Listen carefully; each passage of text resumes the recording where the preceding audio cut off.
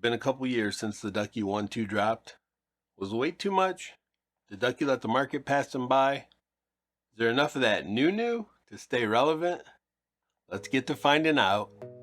Craw here, but if you clicked, you probably knew that. So away we go. Well, what better place to start than at the beginning? What's in the box? What's in the box? Shouldn't have to say it, but there's a keyboard. Crazy, I know, but feast your eyes on this. It's the Ducky One 3 TKL, and none other than Yellow Ducky.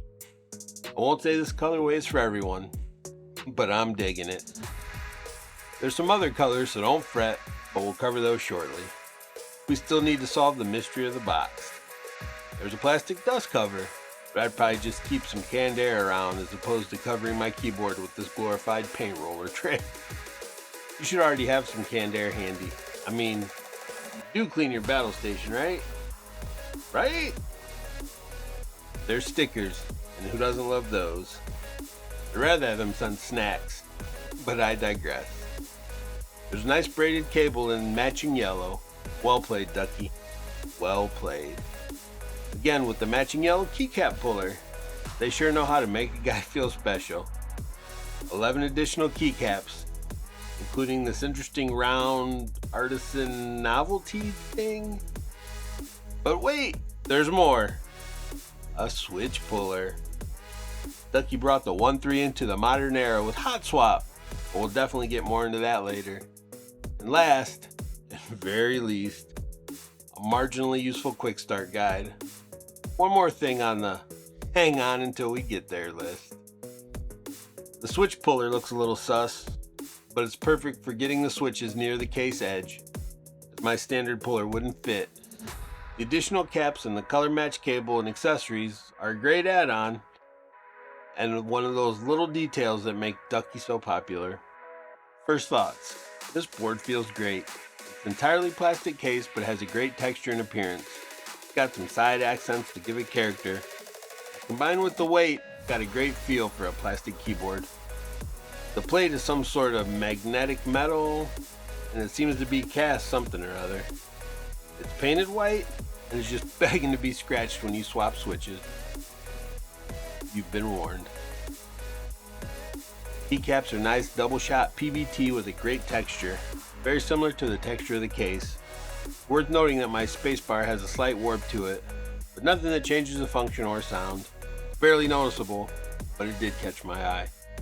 This is a USB-C key, and the socket is center mounted and recessed into the keyboard. It's designed so if you're using the stock cable, you can route it to come out the left or the right side of the keyboard, or from the center, depending on your chosen layout. Then there's, of course, the Ducky feet. They offer 3 height adjustments: flat, small angle, and large angle. They're pretty secure, and I didn't have an issue with them collapsing when I bumped or moved the keyboard. Now that we have those details out of the way, let's talk about price. This yellow TKL I'm reviewing retails for $149.99. Cool color. Thought maybe it was limited or something. I mean, it took 5 months to get it, and that's after I switched my order from cherry black to red switches. Since it's hot swap, I didn't really have the intention of leaving it alone, so I took what I could get. There's another cool colorway called Daybreak that's also $149, and for whatever reason, 2 additional colors, Matcha and Fuji, they retail for $109. Not sure if they just aren't popular, but they launched at these prices, so color me confused. Outside of the colors, you have a couple options to save a little scratch. Also, recently after many requests from the community, Ducky decided to release Classic Black and Pure White, which can be had for the low price of $149. Seems odd for basic colors, but maybe I'm missing something. Let me know in the comments if you can offer some logic to the 1-3 pricing model. At the end of the day, I'm looking at this as a $150 key, and as such, it's in a pretty competitive segment. It features what Ducky calls the quack mechanic, which according to them is best in class aesthetics, hot swap, dampening, and stabilizers. We'll see.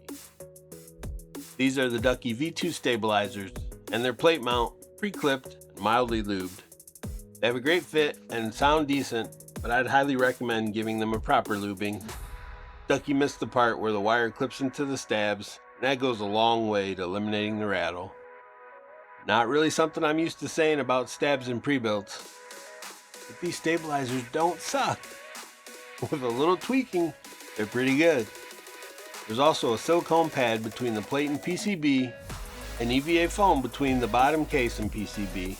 This all adds up to a pretty good sounding keyboard right out of the box. As mentioned, I got mine with cherry red switches, but they're mostly just placeholders because I can't not tinker with stuff.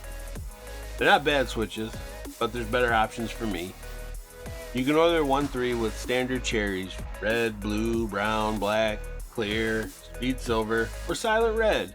If you just want a game and you don't have a favorite yet, I'd suggest some silvers. It's great to see it becoming more standard for mid-range hot swap keyboards to have 5-pin PCBs, and the 1.3 is no exception. Drop in whatever tickles your fancy, and don't worry about having to clip them.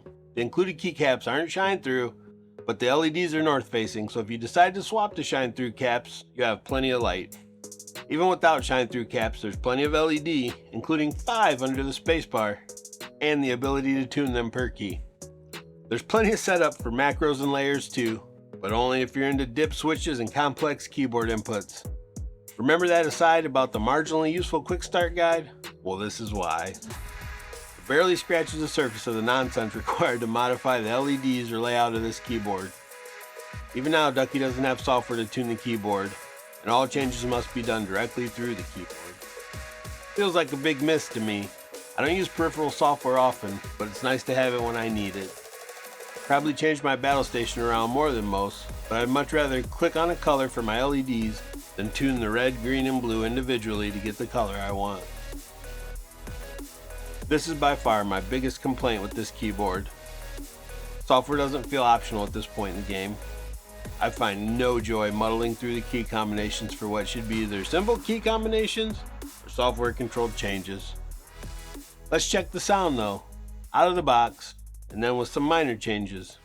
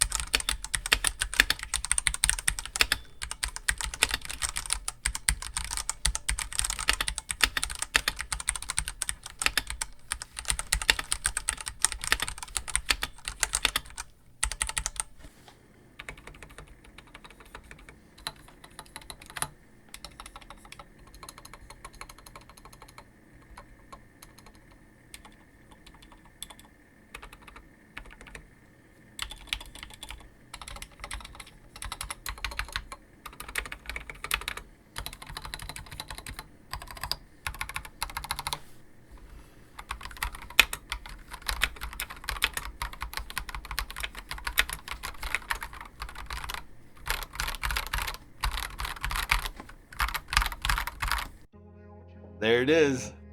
Sounds pretty good just as it arrives. I had some Novelkeys Silk Yellows laying around and a set of Ducky Afterglow keycaps. Changed up the appearance and the sound dramatically. Just drop a little more lube on the stabs and it's a hit. As much as I enjoy SA Profile, I struggle to get the stabilized keys, especially the spacebar, sounding like anything good. If you have any ideas for tuning SA spacebars and stabilizer keys, hit me with a comment. Let me know. Maybe we'll circle back with some of the suggestions in a future video and see if we can make some progress. I also added a Yellow Ducky coiled cable. It's not bad, but honestly there's better cables out there for 50 bucks. The coil size is just too inconsistent for my liking, but beyond that it's okay. Throwing this keep down on the X-Ray Pad Aqua Control Plus mouse mat makes for a solid battle station theme. Add in some LED and wallpaper engine, and I can see this one being around for a minute. You know how we do. You'll find all the stuff featured in this video linked below. The 1.3 is a great keyboard with solid features and solid coverage of the small details, but at 150 it's a tough spot for an all plastic case. The lack of software seems almost unacceptable anymore, but for some of you this won't be a concern. as it's pretty capable right out of the box. I'd say if you're a Ducky fan or enjoyed the One 2, this will feel like a welcome update to a fan favorite. If you want almost identical features, but the inclusion of an aluminum top, solid software, and a smaller price tag, look no further than this GMMK2 review.